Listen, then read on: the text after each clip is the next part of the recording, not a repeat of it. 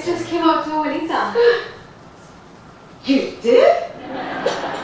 And I think it's beautiful. You do? Claro, and I accepted immediately. No questions asked.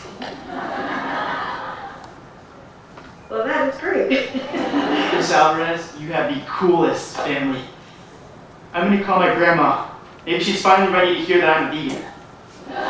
Okay, yeah, cool, right? We're laughing at him, right? But that's okay, I like that, right? But for the most part, we're laughing with this intergenerational, 3 generations Cuban Latinx family living in LA. We're laughing with. The writing is there to laugh with, but also to wake us to the different ways that our families are composed and the differences that exist within our families. Latinx Cine has been just like off the hook, really exciting, interesting, mind-blowing space for distillation and reconstruction of the Latinx experience and subjectivities, but in ways that are really opening us also to what's going on within our communities in ways that affirm our LGBTQ, feminist, and indigenous intersectional identities. And La Misión is a really good example of this. This is Che, the father. It's kind of hard to see, but he's looking at Polaroid pictures of his son Jess with Jess's lover, his white lover. And this is Che. He is a real machista, right? And he cannot handle the fact that he's discovered his son is gay. He can't. It's like, just, you can see, it's,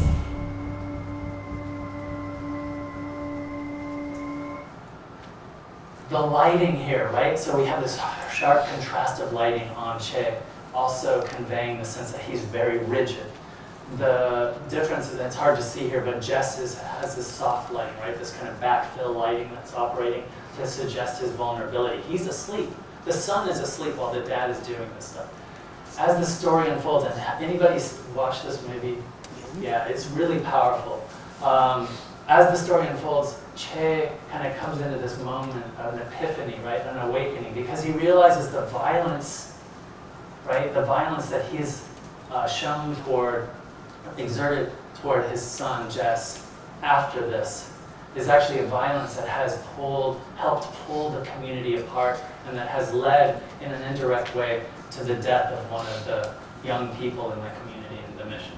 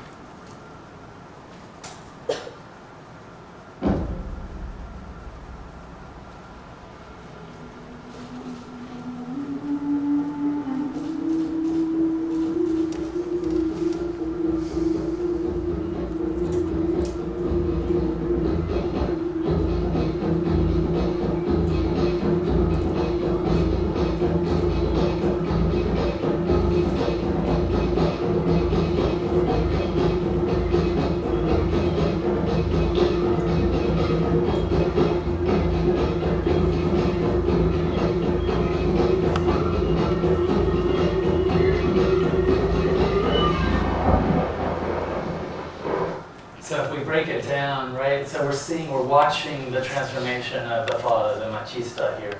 And what we're seeing with the flute, the auditory, right, the flutes sort of creating this increase in frequency and pitch.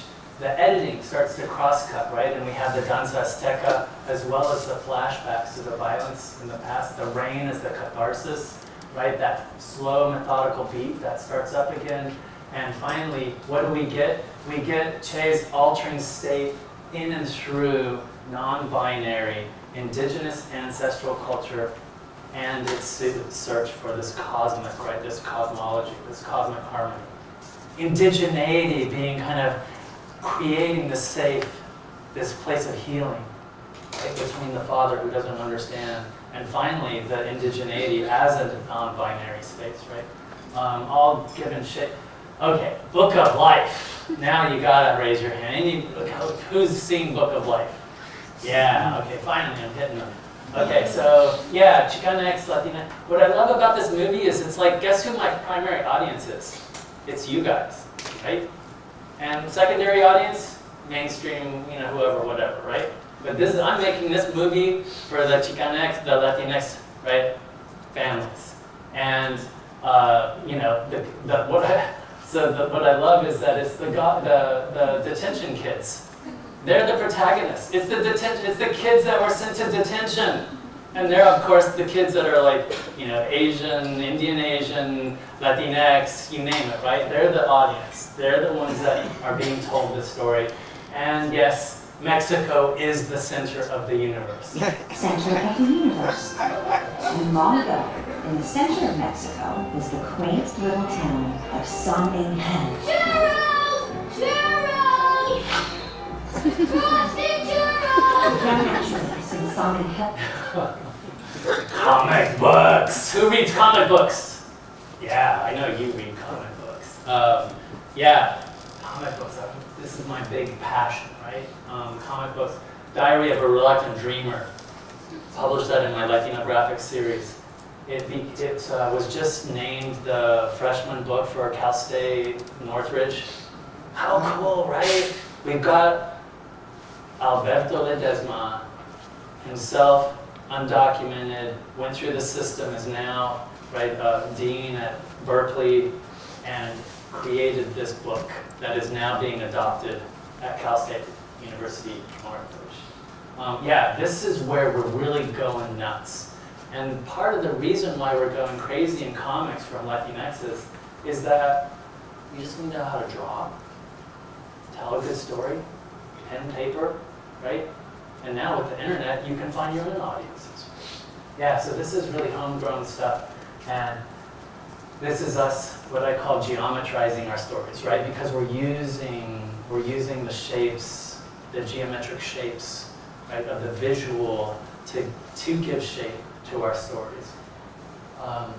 Yeah, here's a great example. Rody Montijo, Pablo's Inferno. Rody didn't actually ever meet my kid, right, back when he was doing Pablo's Inferno. But let me ask the audience right now, what do you see similarities between this and this? So here, photographic, realism, kid, infant, and his little character, Pablo. What do you guys notice? Anything? Any similarities? Sorry? Yeah, yeah, okay, the hair, sure. What else? No other similarities? How about this? This monster big head on the tiny little body. Have you guys ever wondered how that's possible? How can you sit upright? How can you stay up like that, right? All this stuff going on. But yeah, the big round eyes, the big round head. He knows intuitively that when you see this, you're going to connect on a kind of empathic level, right, in the way that we connect with infants, right? He knows this intuitively. He's created a shortcut for us. We are going to love this character. This is going to be our character, our protagonist. And then our little Pablo gets run over and killed. Pablo gets killed, but guess what? Pablo goes on a journey into Mictlan, the underworld. He goes on this crazy journey. And in this journey, he meets Quetzal, a superhero of the underworld. And Quetzal teaches him all about his pre-Columbian ancestry, including in and through a codex. The visual storytelling of the codex. Right? I'm skipping some pages, but at the end, Quetzal and Pablo fly off, and his sacrifice restores harmony to the community, and they can harvest the corn. This is all done in a comic book, right? Incredible work taking us back into our past. Gabby Rivera's America Chavez. This is Marvel. Marvel's finally getting it, right? Getting that we need Latinxes behind the camera, so to speak, writing our stories. Gabby Rivera brought in, right? And we have this awesome character, America, who can punch between worlds, right? She punches holes. She's all about punching holes through divisive categories. And of course, right, we have this moment where America is punching fascism itself. Yeah, when I talked to Gabby, of course, she wanted to put someone else there, but they said no way. Marvel wouldn't let her do it. The other really cool thing is that she creates a Marvel superhero comic, her own series, and the final epic battle is she brings her abuelita, who's kind of luchador, you know, abuelita comes in, who speaks only Spanish with her, and they kill it together, right? Marvel! This is like, you know, talk about epic moment for us. This is my comic, little vignette. And I did this with John Jennings, African American, also raised by a single mom. And I told him, I was like, I want to do a mini comic about this sort of moment in my life. And he already knows a lot about me. He's like, that's all you need to tell me. It's like the moment and that's it. Because he knows that where we grew up, on a teacher's salary, we were living in these kinds of conditions, in this kind of a neighborhood. I didn't have to explain. You see the kind of connections we can make with our African American brothers and sisters in very kind of easy ways.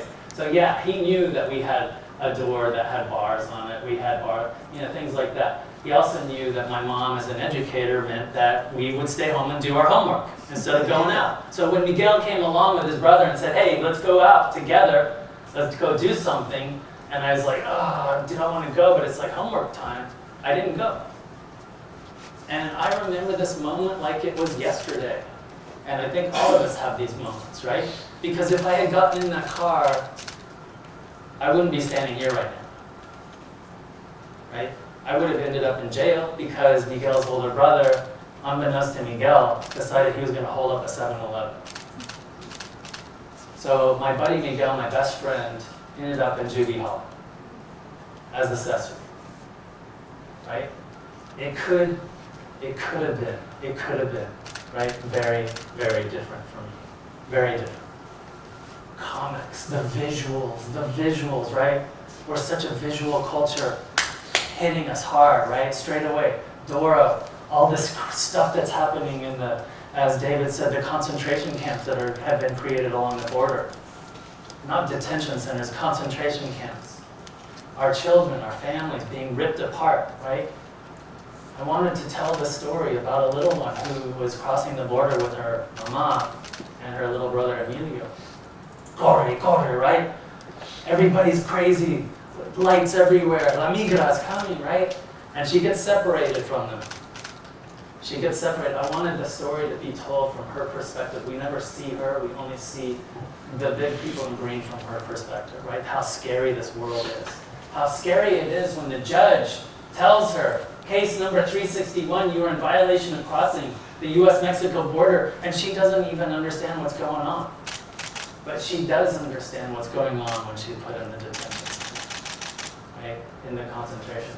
The only thing that she has is the little muñeca, the Dora doll that one of the big people in green give her. I pray, I scoot into bed, right? I pull the scratchy blanket over my toes, legs, and tummy. Abrazo con cariño a esta muñeca named Dora. Adventures of Chupacabra Charlie, right? Like I said, we go to the libraries and we don't see our stories. We don't see our stories. I want to make sure to be not just thinking and studying and teaching this stuff, I also want to be putting this stuff out there in the world. So yeah, Chupacabra Charlie, you guys all know about the Chupacabra, right?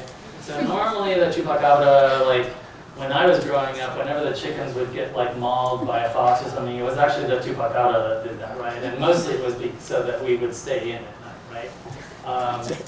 Right? Am I right? Is that how you kind of remember? Yes. Yeah. So, but he grows up and he's already second generation vegetarian. So there's no fangs. Charlie, or Chups, doesn't have the fangs, right? Because his Papa Rolo and Mama Lula are all about not eating meat, right? Being healthy, getting some education, right? Remembering the good old days when they could swim with the tortugas. But that's all gone because, right, all the bullshit that's happening with the environment. But yeah, he's really like, I want an adventure. let's go on an adventure. And I want like a friend. So he befriends Lupe, who lives in the apartment below. And they get their skateboards and they get their razors. By the way, skateboards are like super popular here. Super popular. I've never seen so many skateboards in my life. They get their skateboards and they go crazy, and they go to the wall that they always see from their bedrooms, right?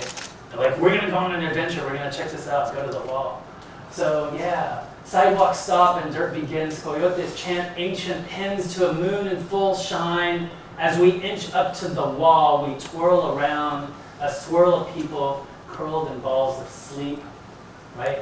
We agreed that for our adventure, the wall we must climb. We try our best, grabbing metal edges, but slip more than scale. We fall to the ground, exhausted, elastic. But this isn't just any adventure, right? They get the llave de plata and they free the children from the cages. They finally get across the wall. They free the children from the cages, right? Yeah. But they know they have to get home before the parents wake up in the morning. So they go, there's still more of the adventure. I'm skipping a bunch of pages here. But they are told that they need to bring their big jar of pickled prickly pears, pear cactus to the Señor Big Bigote, and he'll fly them across the wall back home, right? Because his combustion engine is powered by these prickly pears. Yeah, so we can have fun, we can have adventures, but we can also wake people, right? We can wake people. Geometrizing our narratives, our apprehension, right? Emotion, cognitive meaning making. Imagine movement from the three dimensions and three dimensions from these static 2 dimensions to feel and think about all the ways we exist as Latinx, queer, straight, young, older, documented, undocumented, even super heroic. I had Jaime Hernandez, the comic book creator of Love and Rockets. I got on the phone with him and I was like, Jaime, can you please do the cover of my book of fiction? He's like, yeah, okay, what do you want? I was like, I want fictions from the borderlands, but I want all of our family, from the little ones all the way up, right? And I want them flying out of the Americas because we are of the Americas. And I want us to be superheroes, right? I want us to be superheroes. I created this thing called the SOCON, the Brown and Black Comics Expo, to bring K through 12 African American and Latinx kids into a safe space of healing and knowing that they themselves can be the authors of their own stories. So this, I just wrapped it up last week, SoulCon 2019. I'm just going to give you a little taste of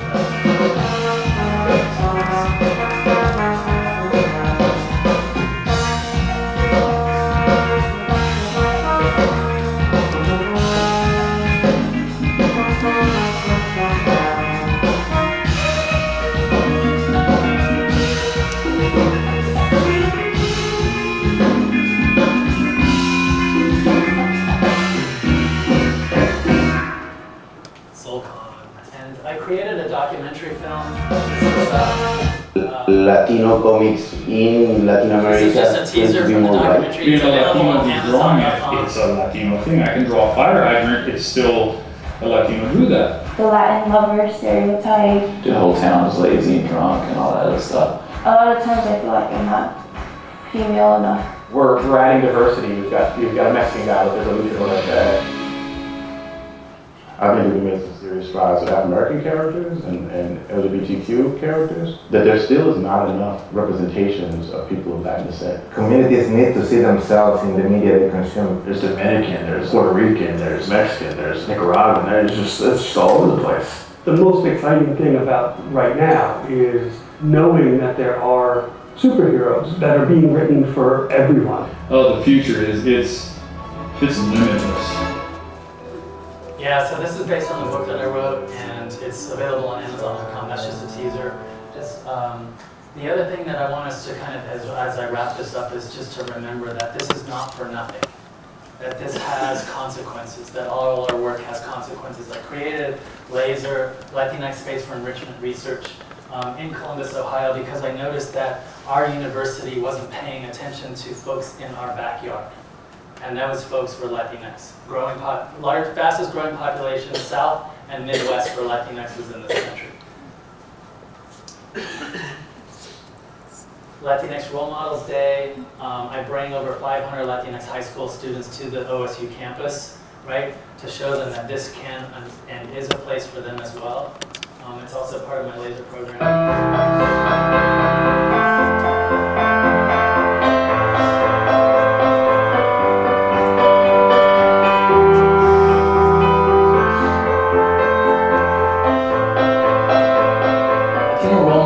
Is many high school students and now some middle school students to OSU campus to really show them that OSU and college itself is a place for them. Through my counselor at school, she invited me to come to this program last year, and it got me really excited for college and pumped up and confident because, you know, being Latina, I was being able to be represented. I think it was awesome. I think there was a lot of information given to us. They spoke about their struggles and like how they got here, and it was like really inspiring. We say at Laser that you can't be what you don't see, so giving these kids that opportunity is incredible.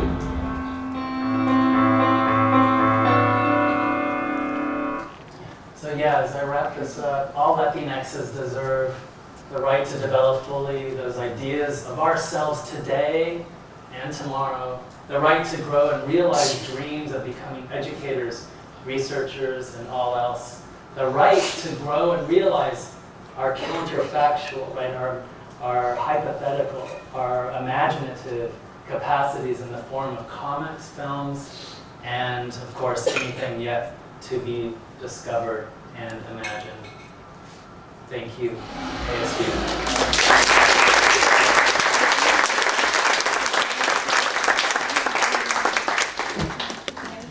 I think we have a little bit of time, right? Or a couple seconds for comments? Yeah. Yeah. I wanted to ask you where you thought something within Latinx is capable of continuing to include indigenous people. One thing that I've seen as a person who's indigenous and who considers himself Latinx as well, I'm born out of Apache, my last name's Quintero. I'm good friends with Natalie Diaz, who's come across the same problem. She's Mojave. And then I have a deeper understanding of indigeneity, where I know that 80% of the people in California that feed us are Mixteco or Mazotec people from Oaxaca. And I've had this conversation with Natalie, and I see it in comics. And I'm speaking about it because I feel that it's very intrinsic that we tell the story of indigenous Latinx people, because it has everything to do with the wall right now. Yeah. And how do you see solving this problem, especially with your program? I'm happy for it, but it's in the Midwest. Why are we not including indigenous people? I mean, the Lakota, I know people in Native American church with the last name Mestez from the 1800s. And so this is one thing, a criticism that I really have with Latinx, is that it is failing its indigenous cohorts, even within the retelling of the Nahuatl stories for balance. And so I was hoping that you could speak towards that. Yeah, I mean, I'm totally in agreement with you.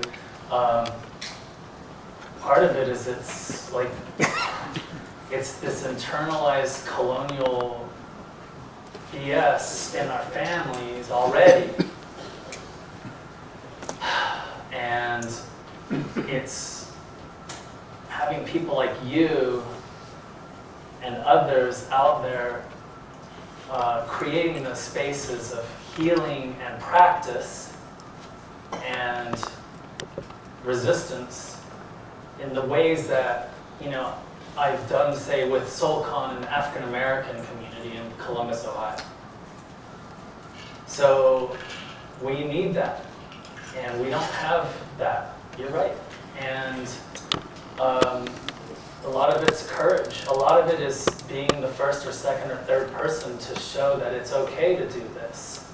And then other creators coming along and discovering for the first time their roots, right? Their roots, and because we're not at the dinner table. We don't talk about that stuff. I'm saying generally, right? And I welcome this as a kind of a where we need to go, and I welcome ways, practices that you might know and others for getting us to that place. It's one of the last kind of bastions of internalized colonialism that we need to destroy, right? We're starting to look at our Afro-Latinx family trees. We're starting to embrace that as part of our people, right? In ways that we haven't, and that still some of our families resist. But we haven't gone to where we need to go, even though there's a history of it. Late 60s, early 70s, that's where we went to pull together, right? We went to those. Go back to 1914 and Francisco Magona, right by San Diego. Okay, yeah. So I'm more familiar with the history of, right, the Brown Power movement and how we look to our kind of indigenous ancestry as a space of empowerment and as a place of reclamation. So I'm sure there's a deeper history of moments where we see this as well. But again, it's a matter of like bringing this back and re-educating and making those spaces happen. But thank you for that. Thank you. Yeah. Yeah, I have a question. And I'm a little confused by the title and some of the messaging, particularly around Latino Lives Matter, because it seemed to me to be hypocritical to use it and talk about Black and Brown unity when, in fact, Latino Lives Matter, at least in the Southwest and organized communities, it's sort of seen as anti-Black. And so I'm curious as to why you chose that title.